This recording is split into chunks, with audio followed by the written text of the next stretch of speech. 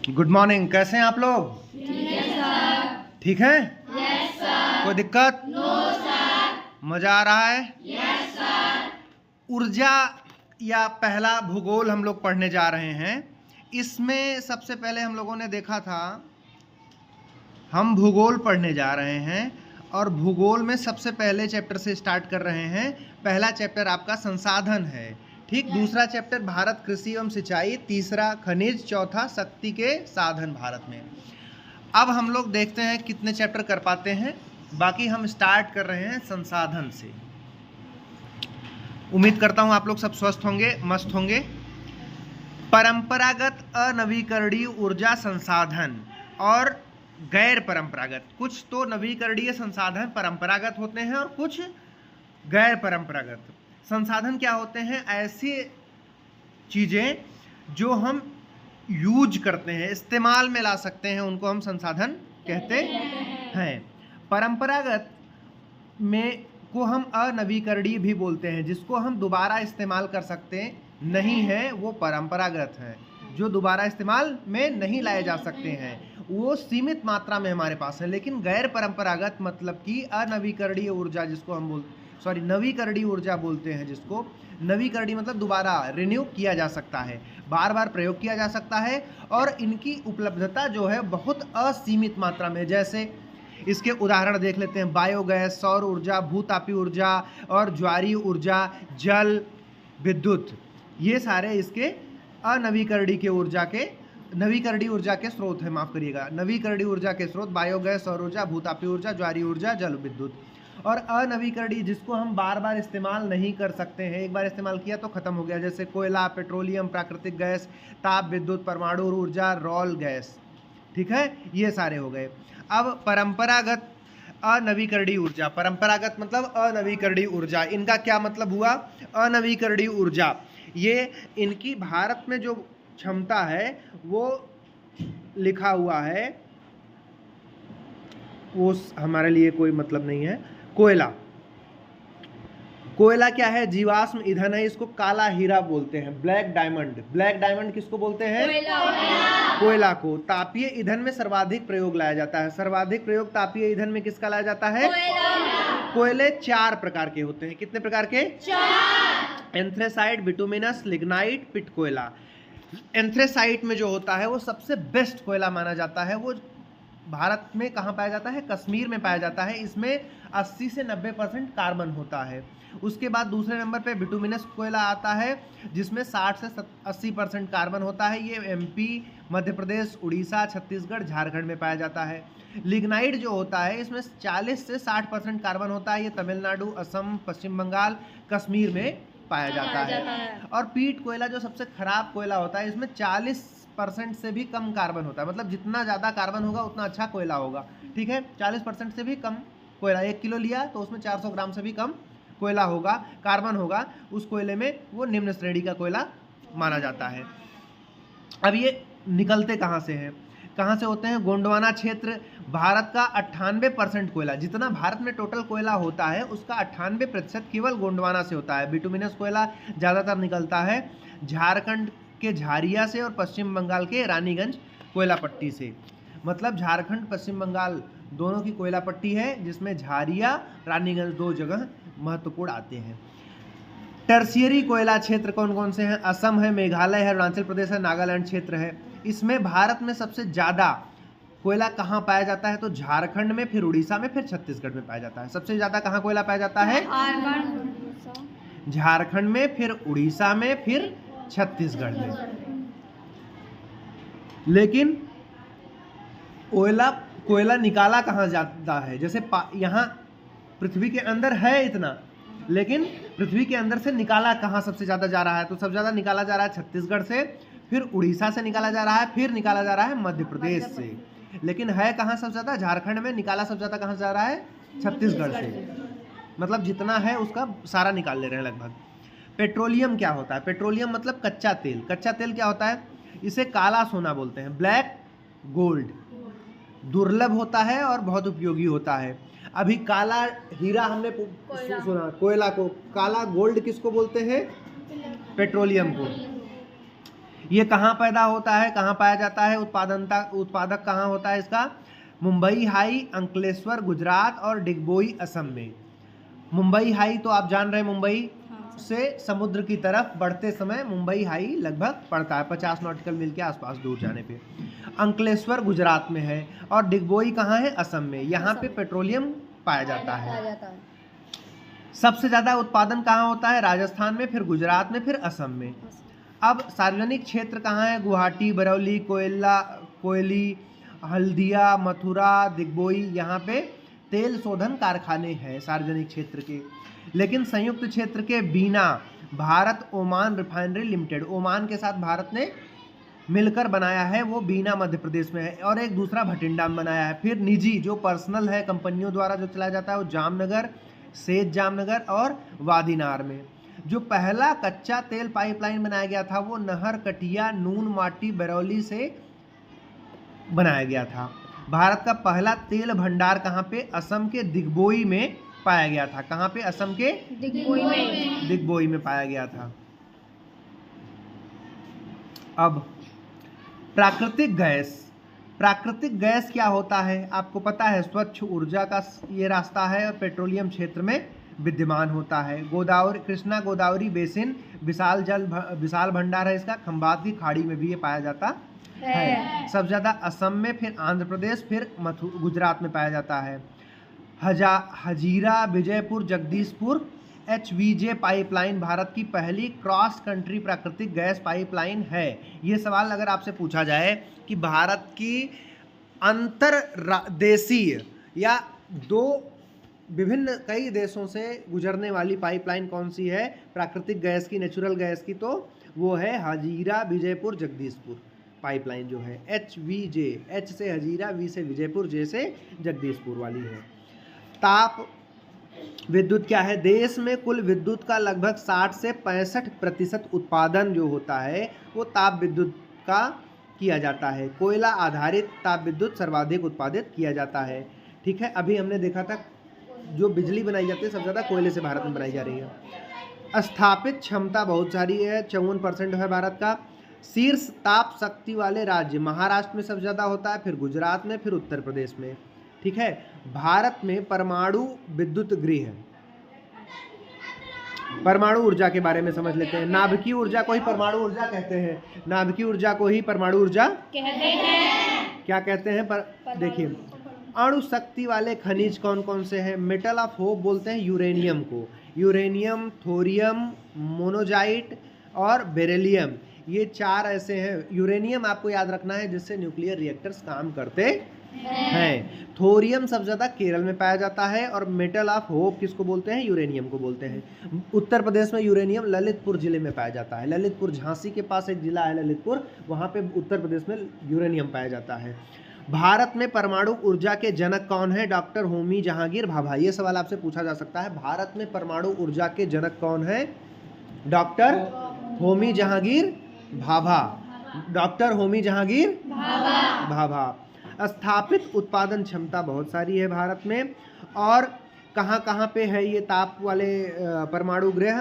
तारापुर महाराष्ट्र, रावतभाटा राजस्थान, कलपक्कम तमिलनाडु, काकरापारा गुजरात, नरौरा उत्तर प्रदेश बुलंदशहर में, और कैगा परमाणु कर्नाटक में है, और कुडकुलम तमिलनाडु में है। ये सारा आपको याद होना चाहिए, आपके किताब में भी ये एज इट इज़ दिया हुआ है और सवाल भी पूछा हुआ है इसे कई बार। शैल गैस क्या होता है? अवसादी चट्टानों के मध्य में जो गैसें ट्रैप्ड हो जाती हैं वो प्राकृतिक गैस का एक रूप है। दामोदर बेसिन और बंगाल बेसिन में पाया जाता है। बिंद बेसिन में भी बहुत सारा प्रचुरता में पाया जाता है। और एक कोटवाना और न्यूक्लियर पावर थर्मल योजना है, वो आंध्र प्रदेश में प्रस्तावित है, कुवाडा। अब ये हम सारे जो पढ़े हैं ये परंपरागत वाले पढ़े, अनवीकरणीय ऊर्जा। अब हम लोग पढ़ेंगे गैर परंपरागत, मतलब जो नए आए हैं, नवीकरणीय ऊर्जा, जिसको हम बार बार इस्तेमाल कर सकते हैं। भारत में अप्रैल 2025 तक इसका 43% भारत में जितना बिजली उत्पादन होता है वो नवीकरणीय से, गैर परंपरागत स्रोत से होने लगा, जो कि बहुत अच्छी बात है। 100% पहले हम लोग परंपरागत वाले चीज़ों से इस्तेमाल करते थे, लेकिन अब हम लोग 53% 43% आ गए हैं गैर परंपरागत पे। सौर ऊर्जा इसमें सबसे महत्वपूर्ण रोल प्ले करता है। सौर ऊर्जा मतलब सूरज की ऊर्जा, मुख्य स्रोत सूरज होता है। प्रदूषण मुक्त अक्षयशील ऊर्जा इसको बोलते हैं, प्रदूषण से मुक्त होता है ये, इसमें कोई प्रदूषण नहीं होता है। कोयला से जब ऊर्जा हम निकालते हैं तो कोयला से आग लगाते हैं, जलाते हैं तो धुआं निकलता है तो प्रदूषण फैलता है, लेकिन इसमें कोई प्रदूषण नहीं फैलता। सबसे ज़्यादा कहाँ स्थापित है सौर ऊर्जा, कहाँ कहाँ हम लोग इस्तेमाल कर रहे हैं? राजस्थान में, गुजरात में, कर्नाटक में, तमिलनाडु में।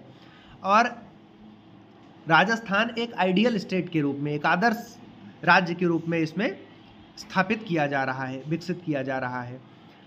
अब सबसे बड़ा सौर शक्ति संयंत्र कहाँ पे है? कामुती तमिलनाडु में है। सबसे बड़ा solar park Bhadla solar park Rajasthan में है। सब आपसे पूछ सकता है सबसे बड़ा सोलर पार्क किस राज्य में है? राजस्थान में है। ठीक है। भारत विश्व का चौथा सौर ऊर्जा उत्पादक देश है। भारत विश्व में जितने देश सौर ऊर्जा उत्पादन कर रहे हैं उसमें चौथे नंबर पे। कौन से नंबर पे है? चौथे नंबर पे। अब पवन ऊर्जा के बारे में हम पवन ऊर्जा मतलब जो हवा से हम ऊर्जा निकालते हैं। स्थापित क्षमता विश्व में भारत इसमें भी चौथे नंबर पे है। चौथे नंबर पे है। कौन से नंबर पे है? चौथे नंबर पे। चौथे नंबर पे है। शीर्ष स्थापित क्षमता वाले राज्य गुजरात सबसे ज्यादा, फिर तमिलनाडु, फिर कर्नाटक। सौर ऊर्जा में हमने देखा था राजस्थान सबसे नंबर 1 पे था, और विद्युत ये पवन ऊर्जा में कौन है? हवा वाली ऊर्जा में गुजरात है। ठीक है। एशिया की पहली पवन ऊर्जा परियोजना मांडवी कक्ष गुजरात में बनाई गई थी। ठीक है। सबसे बड़ा पवन फार्म समूह मुप्पंडल तमिलनाडु में बनाया गया है। और बायोमास के बारे में अब समझते हैं। बायोगैस जो होता है, बायोमास पशुओं के गोबर, मानव मल, नगरीय अपशिष्ट, फसलों के अवशेष आदि से बनाया जाता है। और इथेनॉल, मिथेनॉल, तरल ईंधन प्राप्त होता है। रतन जोत जिसको जेट्रोपा के नाम से जाना जाता है, उसको रतन जोत बोलते हैं। बायोडीजल के ये सब स्रोत हैं। अभी 20% लगभग हमारे पेट्रोल में भी, जो गाड़ियां पेट्रोल से चलती हैं उसमें इथेनॉल 20% डाला जा रहा है। ठीक है। शीर्ष उत्पादक महाराष्ट्र, उत्तर प्रदेश, कर्नाटक। ये इसमें सबसे ज़्यादा बायोमास में सबसे ज़्यादा उत्पादन कहाँ हो रहा है? महाराष्ट्र में। राजस्थान में सौर ऊर्जा सबसे ज़्यादा हो रही है, और पवन ऊर्जा गुजरात में, और बायोगैस कहाँ, बायो ऊर्जा कहाँ हो रही है? महाराष्ट्र में। अब उसके बाद ज्वारी ऊर्जा, टाइडल एनर्जी। ज्वार भाटा सबसे ज़्यादा समुद्र के किनारे जो होगा वहीं आएगा। ठीक है।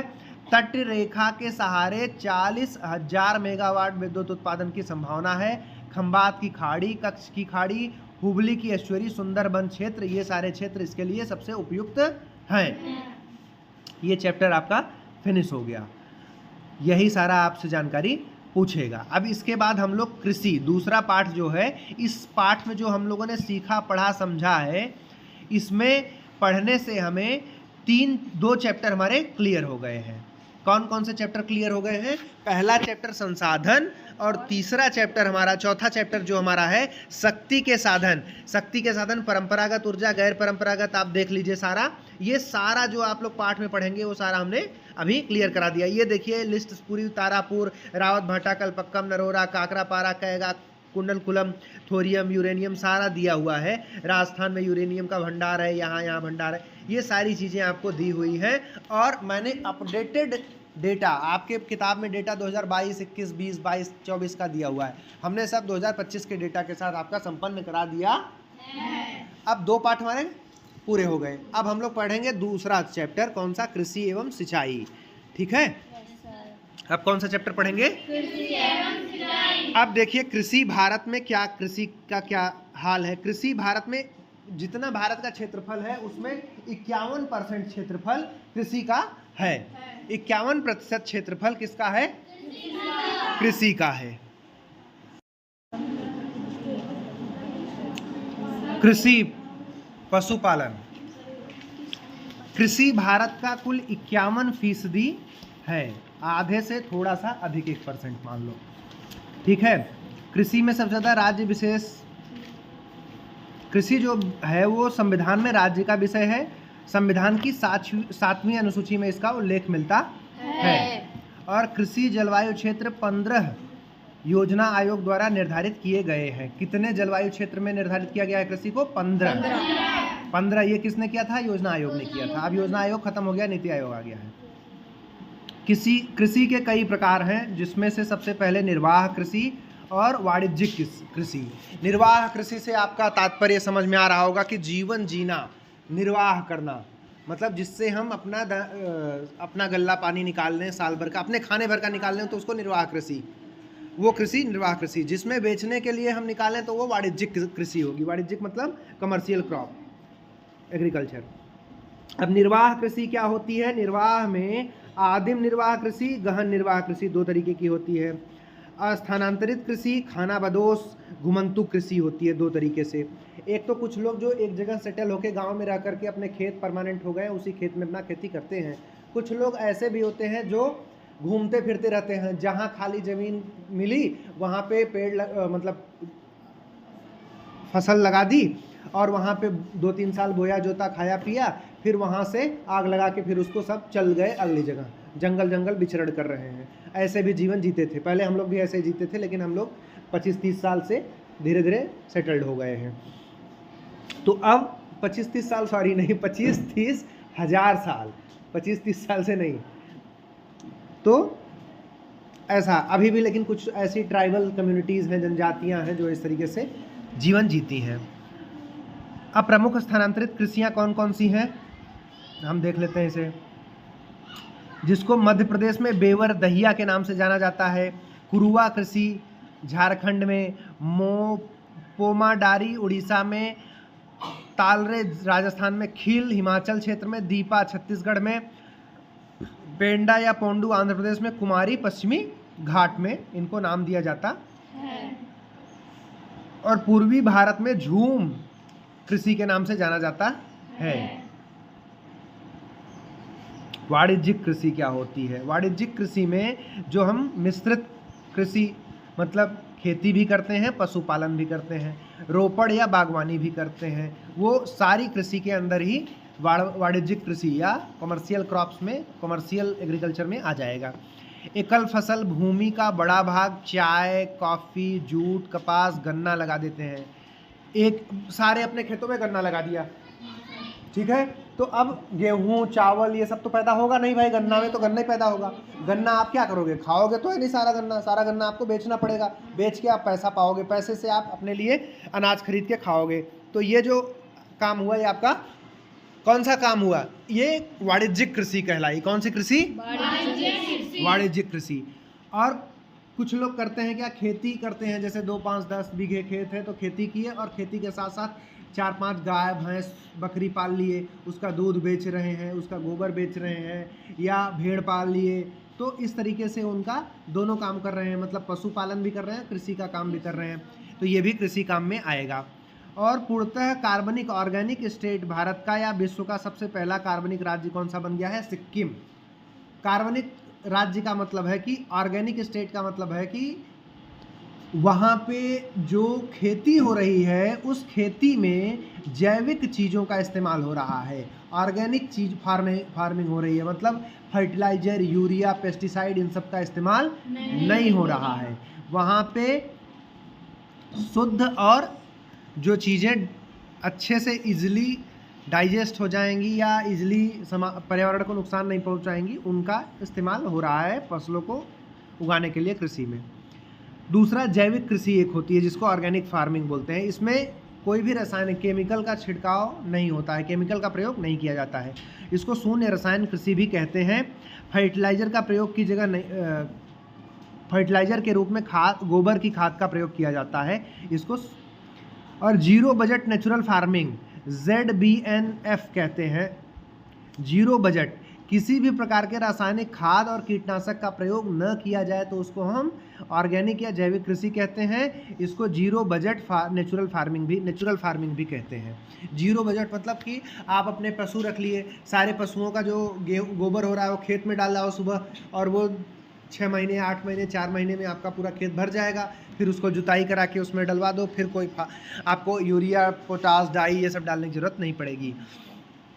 और कितनी प्रकार की कृषियाँ होती हैं, कैसे कैसे कौन कौन सा उत्पादन, जैसे सेरीकल्चर, रेशम कीट पालन को सेरीकल्चर कहते हैं। मधुमक्खी पालन को एपीकल्चर कहते हैं।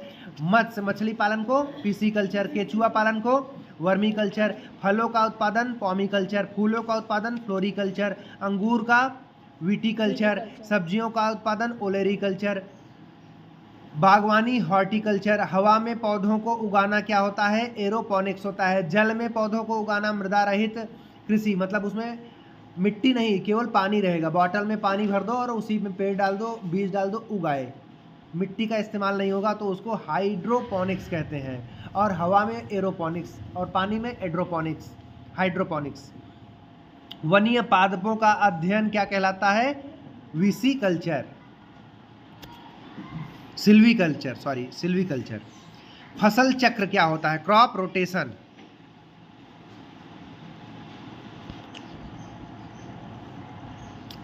जैसे हम अलग अलग समय में अलग अलग ऋतुओं में अलग अलग फसल बो दें।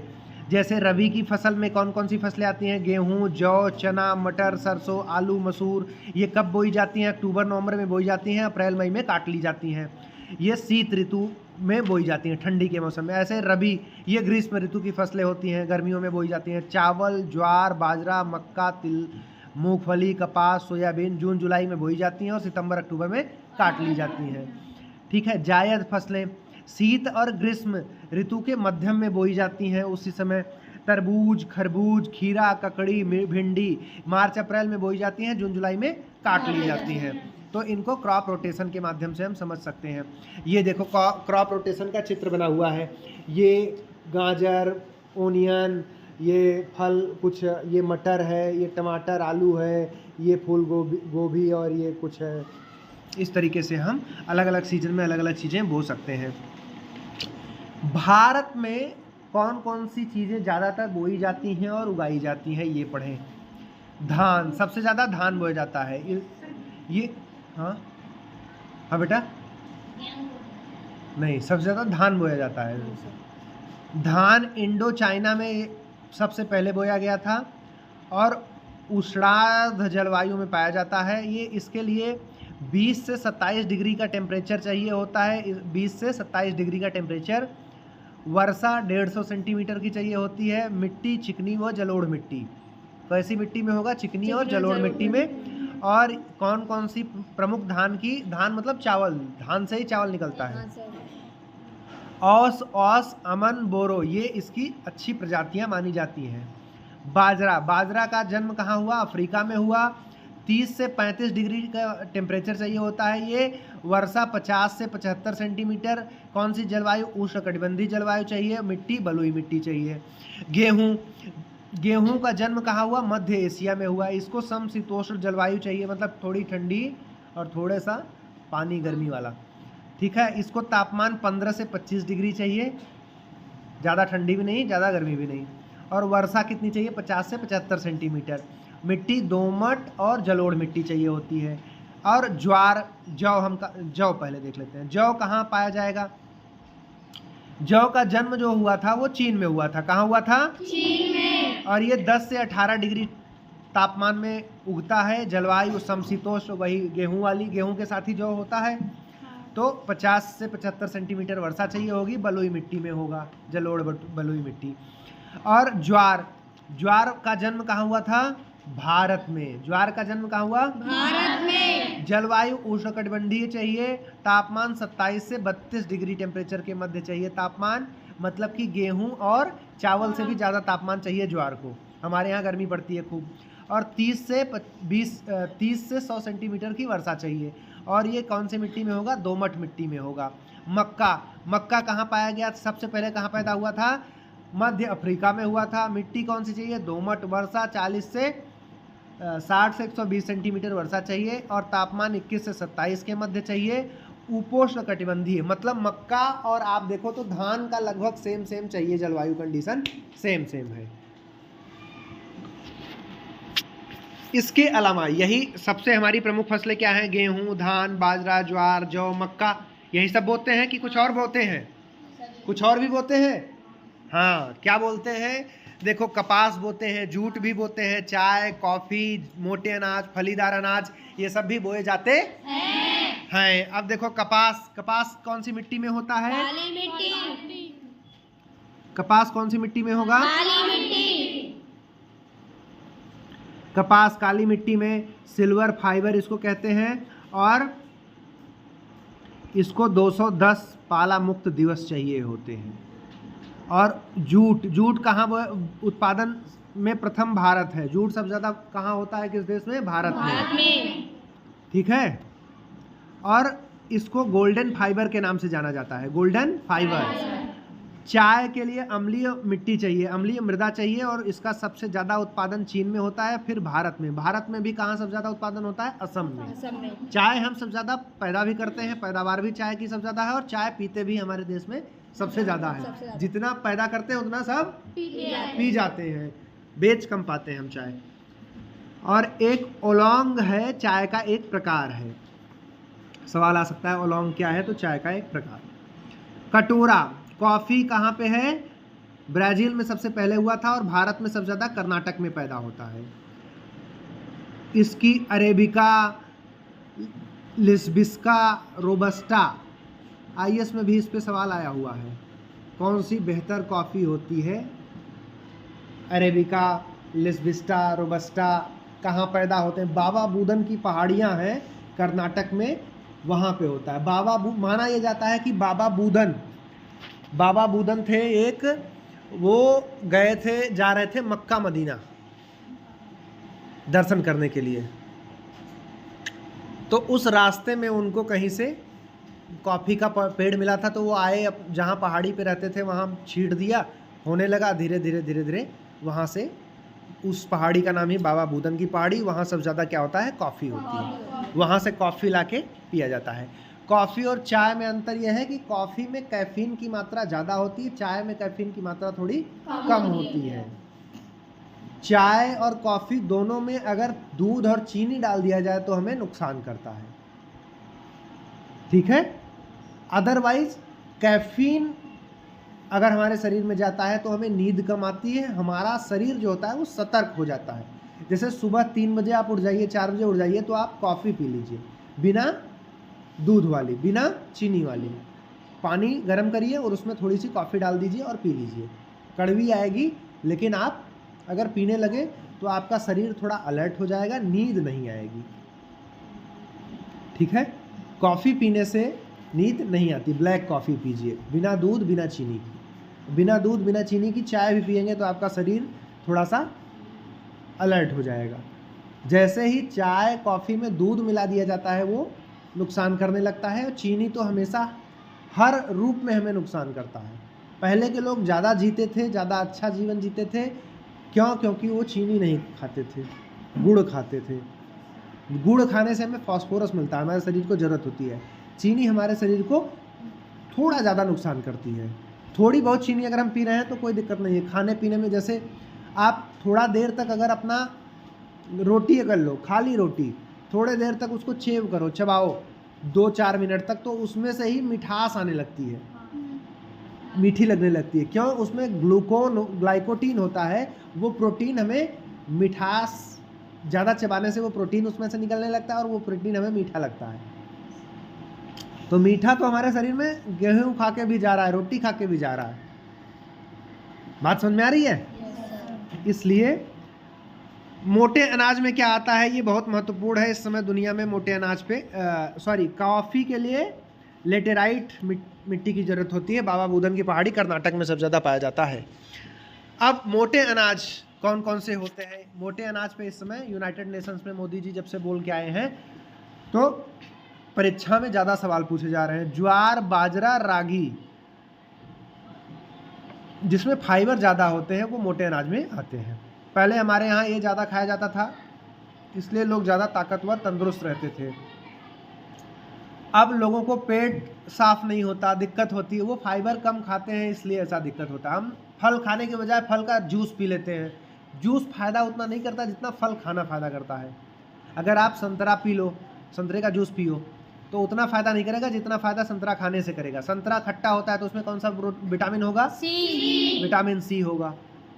और विटामिन सी के साथ साथ जब आप फल खाते हो तो उसमें फाइबर जाता है, और फाइबर जाने से हमारे स्मॉल इंटेस्टाइन लार्ज इंटेस्टाइन से होते हुए जब एनस से निकलता है हमारा मल, सुबह सुबह जब हम फ्रेश होते हैं तो वो अच्छा तभी बांध के तभी निकलेगा जब हम फाइबर खाए रहेंगे। फाइबर से ही वो चीज़ें बढ़ती हैं, नहीं तो पतली, कई बार आप देखते हो तो पतला हो रहा है, फ्रेश हो रहा है, तो वो सारी दिक्कतें आने लगती हैं। तो अब हम लोग देखते हैं Asian India millet summit Indonesia में हुआ था, और सर्वाधिक उत्पादकता मिलेट्स का, मोटे अनाज का, भारत में राजस्थान में होता है। सौर ऊर्जा भी सबसे ज़्यादा कहाँ पे है? राजस्थान में, और मोटे अनाज भी सबसे ज़्यादा कहाँ है? राजस्थान में भी है। जड़ों द्वारा नाइट्रोजन स्थिरीकरण, जीवाणु राइजोवेक्टर किसको कहते हैं?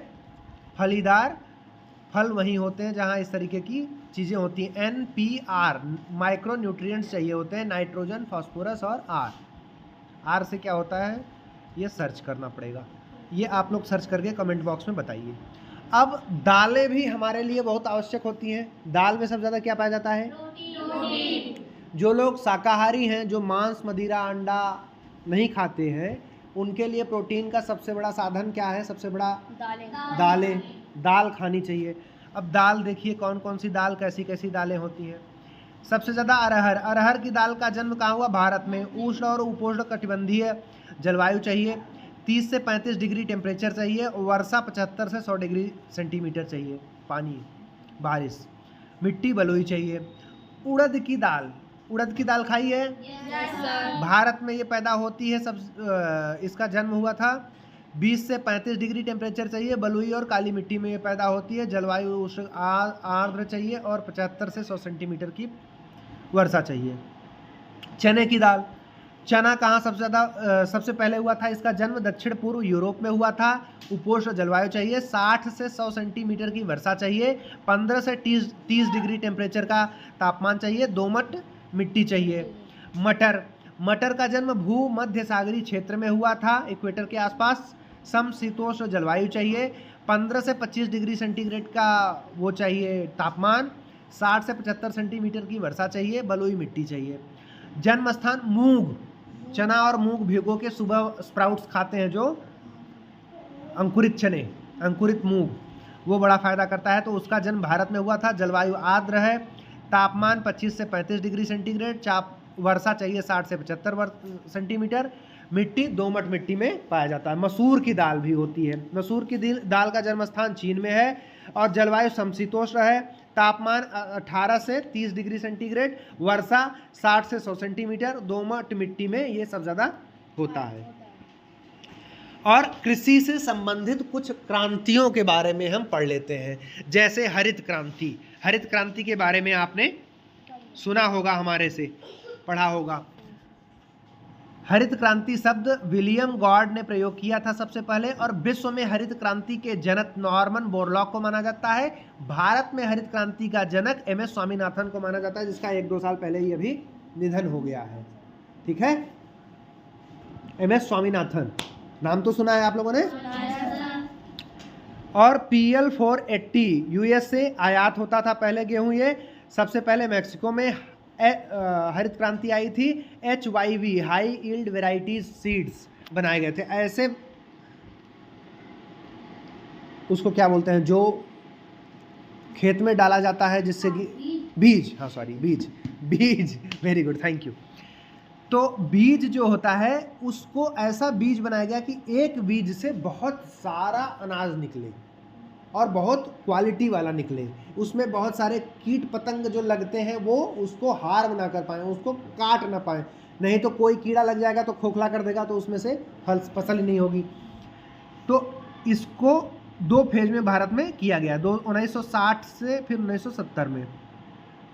सबसे ज़्यादा प्रभाव गेहूँ और चावल पे पड़ा, और भूजल स्तर में, लेकिन इसका दुष्परिणाम भी हुआ कि भूजल स्तर में गिरावट आ गई, पानी बहुत नीचे ज़मीन के चला गया, और मृदा क्षारीयता में वृद्धि हो गई, मिट्टी हमारी कमज़ोर हो गई। और दूसरी हरित क्रांति 1970 से 80 के दशक में आई। अब श्वेत क्रांति किससे संबंधित है? दुग्ध उत्पादन से, पता है ना, दूध, श्वेत मतलब सफ़ेद, दूध सफ़ेद होता है, और हरा हरियाली खेतों से, फसल से, तो हरित क्रांति फसल से। दुग्ध उत्पादन ऑपरेशन फ्लड, भारत में एक ऑपरेशन फ्लड के नाम से जाना जाता है। फ्लड मतलब बाढ़ आ गई, दूध की बाढ़ आ गई। भारत में अभी भी 412 ग्राम दूध प्रति व्यक्ति के लिए, 12 या 431 ग्राम दूध हर व्यक्ति के लिए उपलब्ध है, जबकि विश्व में सबके लिए अगर पूछा जाए तो 300 कुछ ग्राम ही उपलब्ध है। भारत में 400 कुछ ग्राम उपलब्ध है।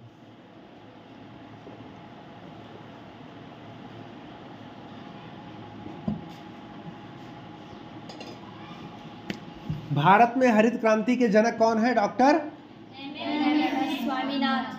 और दुग्ध क्रांति, सफेद क्रांति, श्वेत क्रांति के जनक कौन है? डॉक्टर वर्गीस कुरियन। डॉक्टर वर्गीस कुरियन। और भारत में हरित क्रांति के एम.एस. स्वामीनाथन और श्वेत क्रांति के वर्गीस कुरियन। और अब आप बताइए विश्व में हरित क्रांति के कौन है? ये कमेंट करके आप लोग बताइएगा। विश्व में हरित क्रांति के जनक किसको माना जाता है? नॉर्मन बोरलॉग को। किसको माना जाता है? Norman Borlaug. साथ में आप बोलते चलेंगे तो आपको अच्छे से याद हो जाएगा। और क्रांतियों के बारे में हम समझ लेते हैं, सुन लेते हैं। हरित क्रांति किससे संबंधित है? फसल से, खाद्यान्न उत्पादन से। श्वेत क्रांति दूध उत्पादन, दूध दुग्ध से। नीली क्रांति मछली मत्स्य उत्पादन। भूरी क्रांति उर्वरक उत्पादन। रजत क्रांति अंडा। पीली क्रांति तिलहन उत्पादन। काली क्रांति पेट्रोलियम उत्पादन। लाल क्रांति टमाटर या मांस उत्पादन। मांस से भी, टमाटर से भी। टमाटर लाल, मांस भी काट के लाल ही होता है, खून खून निकलता है। गुलाबी क्रांति झींगा मछली उत्पादन। बादामी क्रांति मसाला उत्पादन। सुनहरी क्रांति फूल उत्पादन। गोल क्रांति आलू, गोल गोल आलू। स्वर्ण क्रांति बागवानी उत्पादन। खाकी क्रांति चमड़ा उत्पादन। अमृत क्रांति नदी जोड़ो परियोजना को अमृत क्रांति कहते हैं। अपेडा 1986 में स्थापित हुआ था। इसको कृषि और प्रसंस्कृत खाद्य उत्पादों के निर्यात हेतु, मतलब एग्रीकल्चर और प्रोसेस्ड जो फूड है हमारे यहाँ, उसको कैसे दूसरे देशों में बेचा जाए, क्या क्या बेचा जाए, वो सारा अपेडा देखता है। आलू के बारे में भी, गोल क्रांति के बारे में हम पढ़ रहे थे। राउंड रिवॉल्यूशन, गोल क्रांति कर रहे थे। हाँ सर। गोल क्रांति में आलू होता है। आलू सबसे ज़्यादा भारत में उत्तर प्रदेश में पाया जाता है। उत्पादन सबसे ज़्यादा उत्तर प्रदेश में होता है। लेकिन प्रोसेस्ड जो प्रसंस्कृत आलू है वो सबसे ज़्यादा गुजरात में होता है। मतलब आलू से चिप्स बना के बेचने वाले काम गुजरात में ज़्यादा होता है। और अभी दुनिया का आलू के लिए एक दुनिया का संगठन बना है, इंटरनेशनल वो पोटैटो ऑर्गेनाइजेशन, वो पेरू में है। और उसका एक रीजनल सेंटर उत्तर प्रदेश के आगरा में खुल रहा है। कृषि से संबंधित बहुत महत्वपूर्ण कुछ संस्थाएं, जैसे चावल अनुसंधान, केंद्रीय चावल अनुसंधान संस्थान कहाँ पे है? कटक में। आलू अनुसंधान शिमला में है। आलू पे रिसर्च होती है। चावल पे रिसर्च कहाँ पे होती है? कटक में। कटक कहाँ है? उड़ीसा में। कटक में ही नेताजी सुभाष चंद्र बोस का जन्म हुआ था, याद है? अटक से कटक तक, कटक उड़ीसा में भी पड़ता है। आलू का कहाँ पे होता है? शिमला में। रेशम का पे रिसर्च कहाँ होती है? मैसूर में। तंबाकू पे राज महेंद्र वर्मम आंध्र प्रदेश में। नारियल पे रिसर्च कहाँ होती है? केरल के कासरगोड में। उपोष्ण बागवानी पे बेंगलुरु में। केंद्रीय कृषि मौसम विज्ञान केंद्र पुणे में है। मिट्टी और जल संरक्षण पे देहरादून अनुसंधान है। अनुसंधान मतलब रिसर्च। वानस्पति अनुसंधान केंद्र लखनऊ में। शुष्क बागवानी बीकानेर में। जूट प्रौद्योगिकी अनुसंधान कोलकाता में। भारत में सबसे ज़्यादा जूट होता है, उसके बाद बांग्लादेश में होता है, और भारत में भी बंगाल में सबसे ज़्यादा होता है। दलहन पे, दालों पे रिसर्च कहाँ होती है? कानपुर में। और डेयरी पे, दूध पे डेयरी अनुसंधान करनाल हरियाणा में है।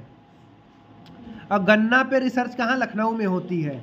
और विपणन और निरीक्षण निदेशालय फरीदाबाद में है। चौधरी चरण सिंह कृषि विपणन संस्थान जयपुर में है। भारतीय कृषि अनुसंधान नई दिल्ली में है। मत्स्य विकास बोर्ड हैदराबाद तेलंगाना में है। मछली पे जो विकास डेवलपमेंट बोर्ड है वो हैदराबाद में, तेलंगाना की राजधानी। गन्ना प्रजनन संस्थान कोयम्बटूर में है। चाय अनुसंधान कहाँ पे होगा? असम, जोरहट में। हाँ सर। ठीक है, चाय सबसे ज़्यादा असम में होता है। कॉफ़ी चिकमंगलूर, चिकमंगलूर कर्नाटक। चिकमंगलूर से इंदिरा गांधी एक बार चुनाव भी लड़ी थी। रबड़ अनुसंधान केंद्र कोट्टायपुरम, केरल। केरल में सबसे ज़्यादा रबड़ पाया जाता है। जूट का अनुसंधान केंद्र कहाँ होगा बताओ? सबसे ज़्यादा जूट कहाँ पाया जाता है? भारत के कहाँ पे, कौन से राज्य में? पश्चिम बंगाल में। पश्चिम बंगाल के की राजधानी कोलकाता, कोलकाता में जूट अनुसंधान केंद्र है। तिलहन, तिलहन मतलब ऐसी फसलें जिससे तेल निकाला जा सकता है, उसका, हाँ, मूंगफली जैसे, सरसों। सरसों। तो उसका अनुसंधान केंद्र कहाँ पे, रिसर्च सेंटर कहाँ पे है? हैदराबाद में है। अब दूसरे फैक्ट्स क्या हैं? पंजाब में भूमध्य सागर से उत्पन्न शीतोष्ण चक्रवात से होने वाली वर्षा का लाभ रबी फसल को मिलता है, जो पश्चिमी विक्षोभ के नाम से जाना जाता है। ट्रक कृषि, ट्रक कृषि का मतलब होता है कृषक द्वारा केवल सब्जियां उत्पादित करना। मतलब सब्जी उत्पादन करो, दिन भर उसको काटो, शाम को लाद दो, ट्रक सुबह पहुंच जाए शहर में बेचने के लिए, तो ट्रक से कृषि पहुंच गई। नहीं पहुंचेगी तो वो ट्रक से अगले दिन 2-3 दिन बाद सब्जी खराब हो जाती है, राइपनिंग गुड्स। हाइड्रोपोनिक्स मतलब पानी में जो खेती होती है बिना मिट्टी के, केवल पानी से, मिट्टी का इस्तेमाल ही नहीं होना है, उसको हम हाइड्रोपोनिक्स कहते हैं। ऐसे ही हमने अभी पढ़ा था जब हवा में केवल कहते हैं, एयर मतलब हवा, एरोपोनिक्स। हाइड्रो मतलब हाइड्रोजन, हाइड्रोजन से मिलके वायु बनता है, H2O पानी, हाइड्रोजन और के 2 अणु और ऑक्सीजन के 1 अणु। हाइड्रोजन, हाइड्रेट रहना मतलब पानी अंदर रहना, तो हाइड्रोजन,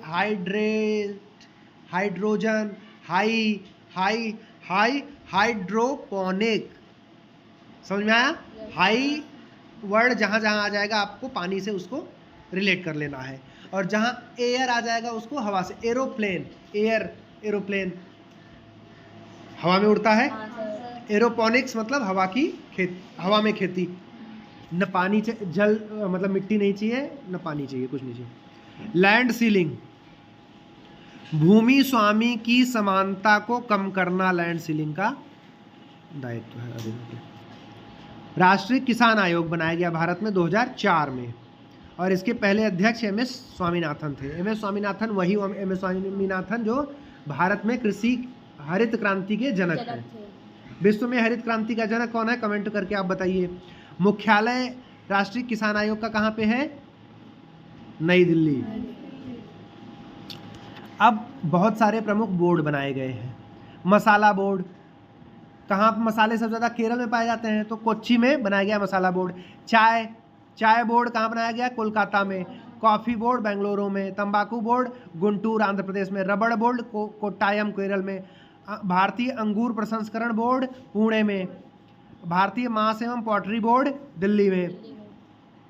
और कुछ ऐसी फसलें हैं जिसमें कुछ कुछ रोग लग जाते हैं कई बार फसलें, जैसे धान की पत्तियां कई बार पीली पड़ जाती हैं, तो ये खैरा रोग होता है धान में, उसको जिंक की कमी से होता है। जिंक डाल दोगे तो वो पीलापन खत्म हो जाएगा, वो खैरा रोग का नाम खैरा है। खैरा रोग किस में लगता है? धान में। ऐसे ही ब्लास्ट रोग होता है, ब्लास्ट रोग चावल में लगता है, वही धान में ही। गेहूं रतुआ रस्ट लगता है, उस गेहूं किस में लगता है? रस्ट गेहूं में।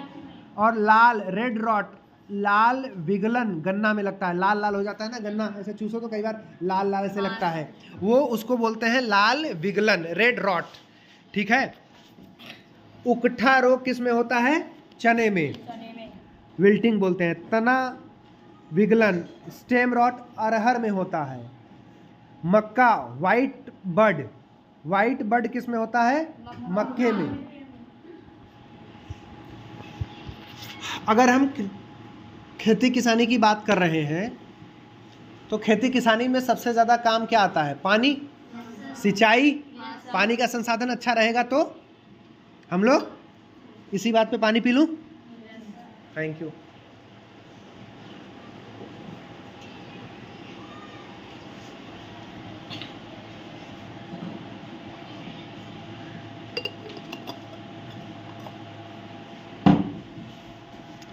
हाँ, भारत में सिंचाई जो हो रही है इसका समझते हैं। कौन कौन सी सिंचाई परियोजनाएं चल रही हैं? 3 प्रकार की परियोजनाएं चलती हैं: बृहद सिंचाई परियोजना, मध्य सिंचाई परियोजना और लघु सिंचाई परियोजना। लघु मतलब छोटा, मध्यम मतलब जो मीडियम में हो, बृहद मतलब बहुत बड़ी। बृहद में क्या आता है? 10,000 हेक्टेयर से अधिक जो खेती की भूमि है, अगर उसकी सिंचाई के लिए कोई काम हो रहा है तो वो बृहद है। 2,000 से 10,000 हेक्टेयर के लिए हो रहा है तो वो मध्यम है। 2,000 हेक्टेयर से कम कृषि योग्य भूमि शामिल है तो उसमें लघु, छोटा सिंचाई परियोजना है। बड़ी एवं मध्यम परियोजनाओं के द्वारा 37% सिंचाई हो रही है और छोटी लघु सिंचाई परियोजना के द्वारा 63%, मतलब छोटी से ज़्यादा हो रहा है। भारत में सिंचाई सबसे ज़्यादा किससे होता है? कुआं और नलकूप से 55%, नहर से 31%, तालाब से 6% और फिर बाकी स्रोतों से भी 6.6%। सब ज़्यादा सिंचाई किससे हो रही है अगर पूछेगा भारत में तो कुआं और नलकूप। उसके बाद किससे हो रही है तो नहर से, उसके बाद तालाब से। तालाब से भी कई बार पानी ऐसे मशीन लगा देते हैं, वो पानी खेत में छोड़ देता है। ठीक है। अब सबसे ज़्यादा विश्व में अगर कोई देश ऐसा है जिसका सबसे ज़्यादा क्षेत्रफल सिंचाई योग्य है, सिंचाई के लिए उसमें पानी उपलब्ध है, मतलब जहाँ नहरों का जाल वाल अच्छे से बिछा हुआ है, फसलों को सिंचाई की कमी नहीं पड़ती है, तो वो कौन सा है? चीन। और भारत में ये 20% ही अभी ज़मीन ऐसी है जो सिंचाई जहाँ पे पर्याप्त मात्रा में मिलती है। सिंचाई का प्रमुख साधन भारत में क्या है? कुआं और नलकूप। तालाब द्वारा सिंचाई सबसे ज़्यादा कहाँ होती है? तमिलनाडु में। गिरना सिंचाई परियोजना कहाँ पे लागू है? नासिक, महाराष्ट्र और गिरना नदी पर स्थापित है गिरना सिंचाई परियोजना। पंबा सिंचाई परियोजना केरल पंबा नदी पर है। टिहरी पन बिजली परियोजना टिहरी उत्तराखंड में है। टिहरी बांध भगीरथी और भिलांगना नदी के संगम पर है। सिंचाई भी होती है, जलापूर्ति होती है और जल विद्युत का उत्पादन भी इससे होता है। इंदिरा गांधी नहर, ये भारत में बहुत महत्वपूर्ण है। ये सतलज नदी से इसमें पानी लिया जाता है। भारत की सबसे लंबी सिंचाई नहर है इंदिरा गांधी नहर। राजस्थान में इसका इस्तेमाल होता है। राष्ट्रीय जल सांभर परियोजना का क्रियान्वयन कृषि मंत्रालय द्वारा किया जाता है। राष्ट्रीय जल संसाधन परिषद का गठन 1983 ईस्वी में हुआ है। इसके अध्यक्ष प्रधानमंत्री होते हैं, उपाध्यक्ष केंद्रीय जल संसाधन मंत्री। इस समय कौन है केंद्रीय जल संसाधन मंत्री? आप लोग ढूंढ के कल या अभी कमेंट करके मुझे ढूंढ करके बताइए। और इसका सचिव जल संसाधन मंत्रालय का सचिव होता है भारतीय राष्ट्रीय जल संसाधन परिषद का सचिव। ड्रिप सिंचाई पद्धति ये कहाँ पे सबसे ज़्यादा अच्छे से लागू है या कहाँ से स्टार्ट हुई? मेघालय से। कहाँ से? मेघालय से। ये चैप्टर आपका संपन्न हुआ। अब इस चैप्टर से आपको कुछ पूछना हो तो आप पूछ सकते हैं। अगला चैप्टर है खनिज संपदा। अब आप लोग बताइए, अभी आपको पढ़ना है या थोड़ा ब्रेक लेकर के पढ़ना है?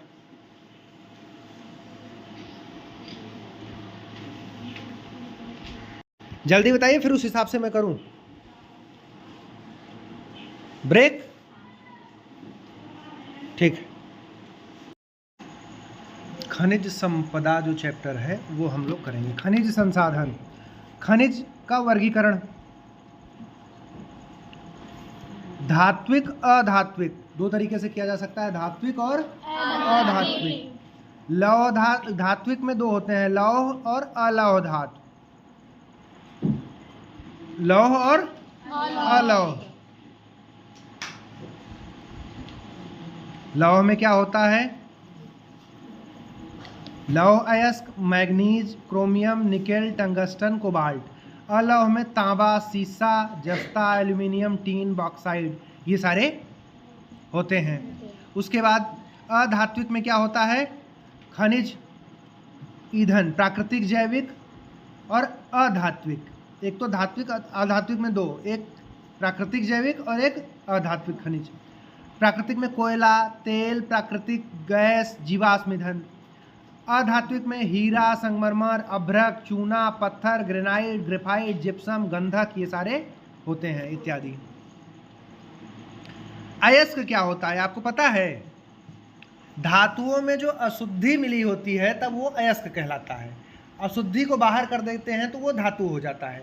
जैसे एल्यूमिनियम बॉक्साइट से बनता है, बॉक्साइट उसका अयस्क है। हाँ सर। बॉक्साइट में एल्यूमिनियम भी है और गंदगी भी है, अशुद्धियाँ भी हैं। अशुद्धियों को बाहर कर देंगे तो वो केवल एल्यूमिनियम बचेगा, तो एल्यूमिनियम अशुद्धि बाहर हो जाएगी तो वो धातु हो जाएगा अयस्क से। चट्टानों के आधार पर खनिजों का वितरण, ये इस तरीके की चट्टानें पाई जाती हैं जैसा कि आप देख सकते हैं, ये चट्टानें। कोयला कहाँ पाया जाता है? गोंडवाना में पाया जाता है, पिछले चैप्टर में भी हम लोग पढ़ चुके हैं। हाँ सर। लौह और स्वर्ण कहाँ पाया जाता है? धारवाड़ में। स्वर्ण कुडप्पा में। अधात्विक खनिज विंध्य में पाया जाता है सबसे ज़्यादा अधात्विक। अब इसका हम देखते हैं भारत में कहाँ कौन कौन सा कैसा पाया जाता है। जैसे भारत का मैप अगर ये है, उत्तर दक्षिण पूरब पश्चिम, ये उत्तर पश्चिम दक्षिण पश्चिम उत्तर पूरब दक्षिण पूरब, तो छोटा नागपुर पठार और उड़ीसा के आसपास कोयला ज़्यादा पाया जाता है। इधर तेल संगमरमर ज़्यादा पाया जाता है, इधर सोना कर्नाटक में पाया जाता है। इस तरीके से हम इसको याद रख सकते हैं।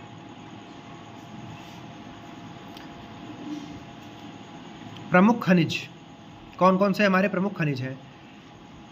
सबसे प्रमुख खनिज है हमारा लौह अयस्क। क्या है? लोहा। लौह अयस्क। लौह अयस्क का भंडारण में सबसे ज़्यादा कौन सा होता है? उड़ीसा, फिर कर्नाटका। उड़ीसा और कर्नाटक है। उत्पादन सबसे ज़्यादा उड़ीसा, छत्तीसगढ़, कर्नाटक से होता है। ठीक है। और ये इसके कई 4 प्रकार के होते हैं। विश्व में सबसे ज़्यादा उत्पादन और भंडारण जो लोहे का होता है वो कहाँ होता है? ऑस्ट्रेलिया में होता है। कहाँ पे होता है? ऑस्ट्रेलिया। आप इसको वीडियो को रोक करके पॉज करके अपना नोट्स बना सकते हैं। और लोहे 4 प्रकार के होते हैं, मैग्नेटाइट, हेमेटाइट, लियोनाइट और सीडेराइट। जैसे कोयला भी हम लोगों ने पढ़ा था 4 प्रकार के, ऐसे ही 4 प्रकार का ये भी होता है। सबसे ज़्यादा अच्छा कौन सा लोहा पाया जाता है? लौह अयस्क, मैग्नेटाइट। इसमें 72% लोहा पाया जाता है, आयरन, ये सबसे शुद्ध है। फिर 60 से 70% धातु अंश होता है हेमेटाइट में। उसके बाद फिर लियोनाइट, इसमें 40 से 50% धातु लोहे का पाया जाता है। फिर 40 से 45% जो होता है धातु अंश पाया जाता है वो सीडेराइट में पाया जाता है, जो सबसे निम्न कोटि का माना जाता है। और ये सबसे ज़्यादा कहाँ कहाँ होता है इसका क्षेत्र हम लोग समझ लेते हैं। छत्तीसगढ़ में डॉली राजहरा की पहाड़ियाँ, बेलाडीला दुर्ग दंतेवाड़ा में छत्तीसगढ़ में पाया जाता है। और कर्नाटक में कहाँ? बाबा बूदन, अभी हमने जहाँ पढ़ा था कॉफ़ी पाई जाती है, वहाँ पे लोहा भी पाया जाता है, लौह अयस्क। कुद्रेमुख बंगार काल में, अनादुर्गा वेल्लारी चित्रदुर्ग जिला कर्नाटक के, इन 4-5 जगहों में पाया जाता है। उड़ीसा गुरु महिसाणी और पोचमपाद, बादाम पहाड़, मयूरभंज, सुंदरबन जिला में पाया जाता है उड़ीसा के। झारखंड में पासीराबुक, बाड़ागुरु, नोवामुंडी, सिंहभूम जिला में पाया जाता है।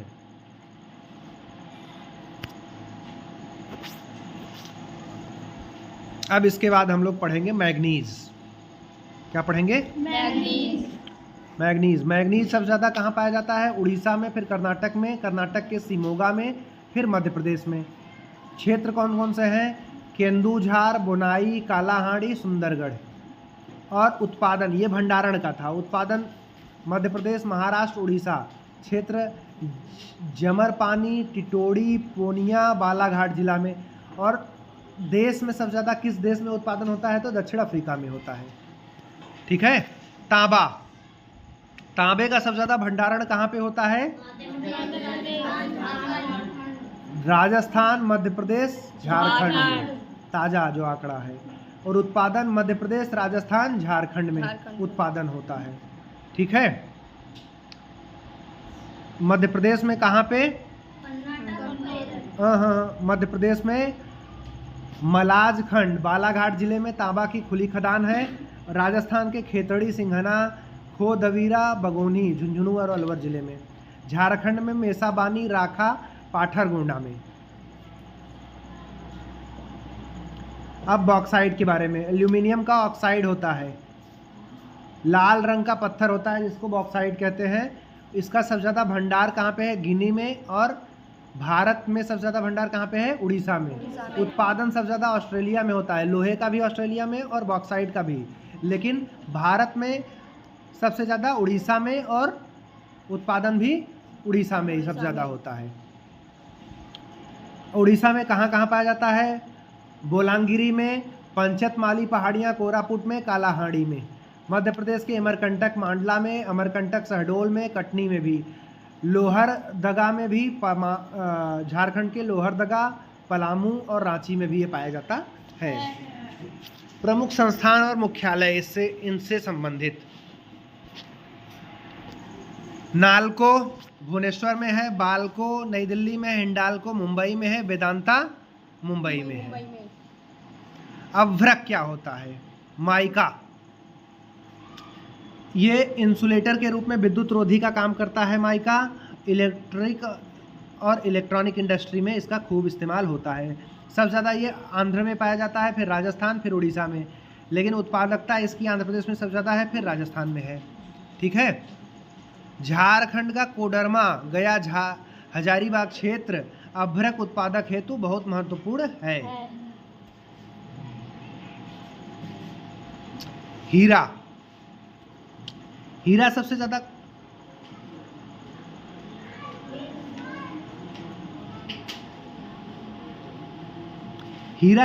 कहाँ पाया जाता है? मध्य प्रदेश के पन्ना क्षेत्र में। ठीक है, पन्ना जिला है वहाँ पे सब ज़्यादा पाया जाता है। फिर अनंतपुर जिला आंध्र प्रदेश में, फिर छत्तीसगढ़ में।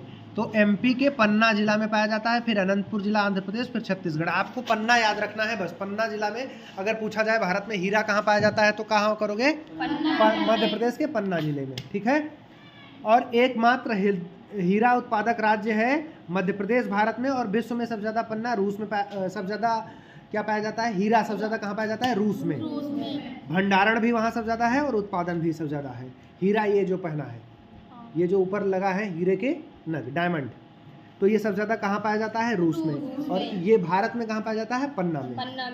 और डायमंड बोर्ड भारत में कहाँ है?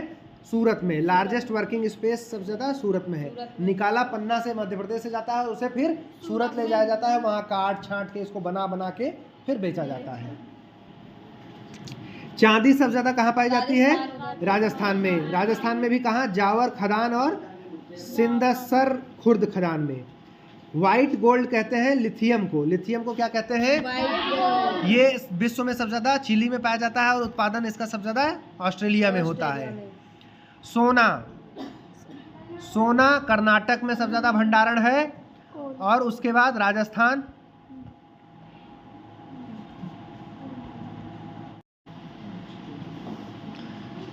सोना भंडार कर्नाटक, राजस्थान, आंध्र प्रदेश में। फिर भंडारण सबसे ज़्यादा ऑस्ट्रेलिया में है और उत्पादन चीन में है। स्वर्ण खाने भारत में कोलार हट्टी कर्नाटक में है और रामगिरी आंध्र प्रदेश में है। ठीक है। प्राकृतिक गैस सबसे ज़्यादा उत्पादन असम, राजस्थान, त्रिपुरा, गुजरात, तमिलनाडु में। लिथियम का हमने पढ़ लिया था। खनिज तेल, खनिज तेल सबसे ज़्यादा कहाँ पे है? ऑफशोर तेल अपतटीय में पाया जाता है, फिर राजस्थान में सर्वाधिक उत्पादन है, फिर अंकलेश्वर, खंभात, नवगांव में गुजरात के, फिर असम के दिग्बोई और अरब सागर में। और पश्चिमी अपतटीय क्षेत्र मुंबई हाई गुजरात, पूर्वी अपतटीय क्षेत्र रवा क्षेत्र केजी बेसिन, और उसके बाद कावेरी बेसिन में पाया जाता है।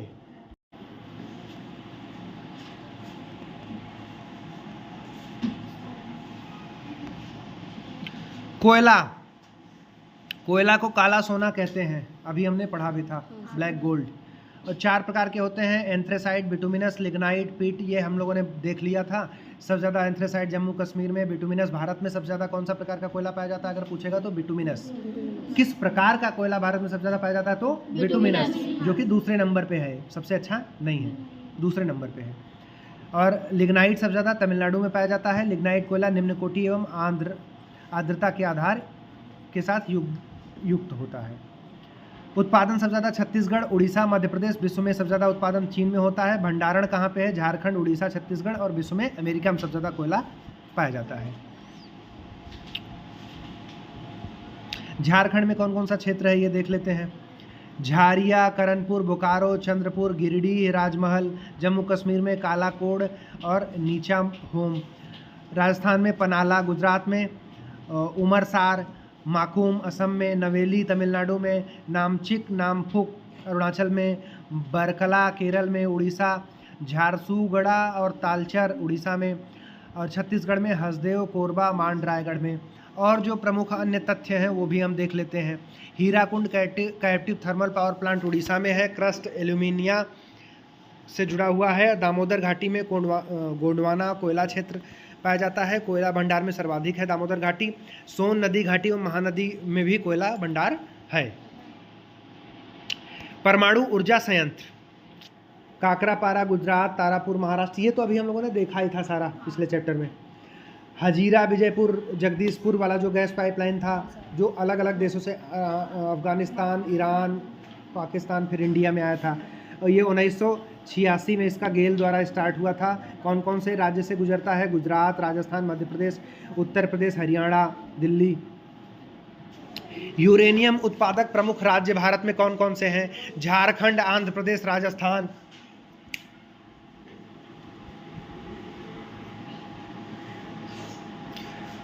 यूरेनियम उत्पादक प्रमुख राज्य झारखंड, आंध्र प्रदेश, राजस्थान है। और झारखंड में कौन सा जगह है? जादूगोड़ा खान। जादू से याद रखो, जादू, यूरेनियम एक जादुई चीज है।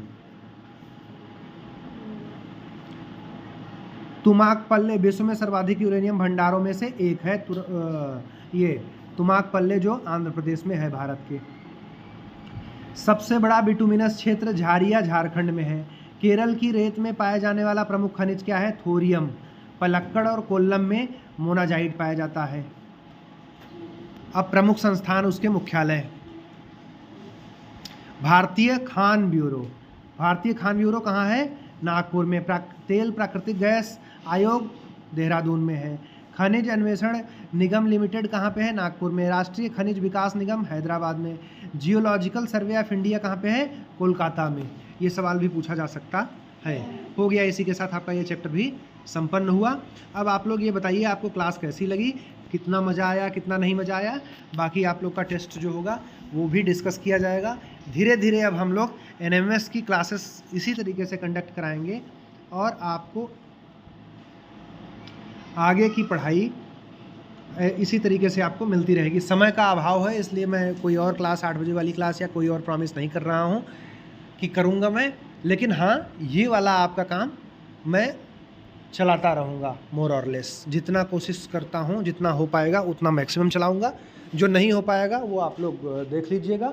बाकी मैं 1-2 दिन में आपको स्ट्रेटजी वीडियोस और 2-4 दिन में सारी चीज़ें आपको धीरे धीरे पटरी पे लाने का प्रयास करूँगा। लेकिन अब आप लोग जो पुराने वीडियोस हैं उनको देखना शुरू कर दीजिए और उन पे जो प्रीवियस ईयर क्वेश्चंस हैं उसका देख लीजिए। फिजिक्स, केमिस्ट्री, बायोलॉजी और विज्ञान का, इतिहास का, भूगोल का, नागरिक शास्त्र सबका बनाया हुआ है। और ये जो वीडियोस डाले जा रहे हैं चैप्टर वाइज, ये सब भी आप लोग देखते चलिए और आपका सिलेबस मोर और लेस जल्दी से जल्दी हम लोग कवर करने की कोशिश करेंगे। देखिए, भूगोल, इतिहास, नागरिक शास्त्र, कौन कौन से चैप्टर तो कब, अब भूगोल का तो आज से शुरू हो गया है तो ये कवर हो ही जाएगा, ठीक है। विज्ञान का भी कवर करने का प्रयास करूँगा मैं, इतिहास का भी, फिर नागरिक शास्त्र का, इतने का तो पक्का कवर करने का प्रयास करूँगा मैं। और कोशिश होगी तो रीजनिंग का भी मैं थोड़ा बहुत क्लास लूँगा। बाकी धन्यवाद, thank you so much. Comment करते रहिए, अपना नाम वाम बताते रहिए, कैसे पढ़ रहे हैं, कैसी पढ़ाई चल रही है, कैसे हैं आप लोग। बाय, टेक केयर, धन्यवाद, थैंक यू।